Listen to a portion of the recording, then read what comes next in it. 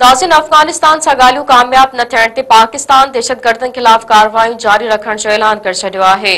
इत्तलात वारे वज़ीर अता तारड़ चयो आहे त तालिबान अफ़गान अवाम खे गैर ज़रूरी जंग में धिकण था चाहिनि। पाकिस्तान दहशतगर्दनि ऐं उन्हनि जे हामियुनि खे ख़त्म करण लाइ कार्रवाइयूं जारी रखंदो। पंहिंजे बयान में अता तारड़ चयो आहे त इस्तंबुल ॻाल्हियुनि जो तकरार जो को अमल जोॻो हल नाहे निकितो।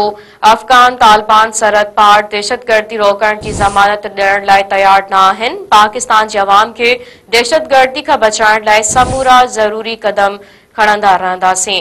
हिकु भेरो ॿीहर वांकी ब्रेकिंग न्यूज़ टियूं पिया। अफ़गानिस्तान सां ॻाल्हियूं कामयाब थियण ते पाकिस्तान दहशतगर्दनि ख़िलाफ़ कार्रवाइयूं जारी रखण जो ऐलान करे छॾियो आहे। इत्तलात वारी वज़ीर अता तारड़ चयो आहे त तालिबान अफ़गान अवाम खे गैर ज़रूरी जंग में धिकण था चाहिनि। पाकिस्तान दहशतगर्दनि ऐं उन्हनि जे हामियुनि खे ख़त्म करण लाइ कार्रवाइयूं जारी रखंदो। पंहिंजे बयान में अता तारड़ चयो आहे त इस्तंबुल ॻाल्हियुनि में तकरार जो को अमल जोॻो हल नाहे निकितो। अफ़गान तालिबान सरहद पार दहशतगर्दी रोकण जी ज़मानत ॾियण लाइ तयार न आहिनि। पाकिस्तान जे अवाम खे दहशतगर्दी खां बचाइण लाइ समूरा ज़रूरी क़दम खणंदा रहंदासीं।